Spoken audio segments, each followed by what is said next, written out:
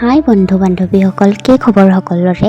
আশা কৰোঁ সকলো ভালে আছে। এতিয়া আমৰ বতৰ আৰু আম আমি সকলোৱে ভাল পাওঁ। তো আজি এটা আমৰ ৰেচিপি লৈ আহিছোঁ। এতিয়া পলম নকৰি ভিডিঅ'টো আৰম্ভ কৰোঁ। ইয়াৰ কাৰণে মই লৈছোঁ এটা কেঁচা আম, দুটা কেঁচা জলকীয়া আৰু অকণমান পুদিনা। এতিয়া এই কেঁচা আমটো ধুই চফা কৰি বাকলি গুচাই আমি এনেকৈ ৰুকনিৰে ইয়াক মিহিকৈ ৰুকি ল'ম। তাৰপিছত কেৰাহীটো গৰম হ'ব দি তাত অকণমান তেল দি তেলখিনি গৰম হোৱাত আমি তাত অলপমান হালধি দি দিম। তাৰপিছত এতিয়া এই আমখিনি আমি তেলত ভালকৈ ভাজি ইয়াত আমি সোৱাদ অনুসৰি নিমখ দি দিম। এতিয়া ইয়াত অকণমান মিঠা ফ্লেভাৰ আহিবলৈ মই চেনি দিছোঁ, কিছুমানে গুড়ো দিব পাৰে। তাৰপিছত এড কৰিছোঁ মই যিখিনি পুদিনা থৈছিলোঁ সেইখিনি আৰু ইয়াক ভালকৈ ভাজিম।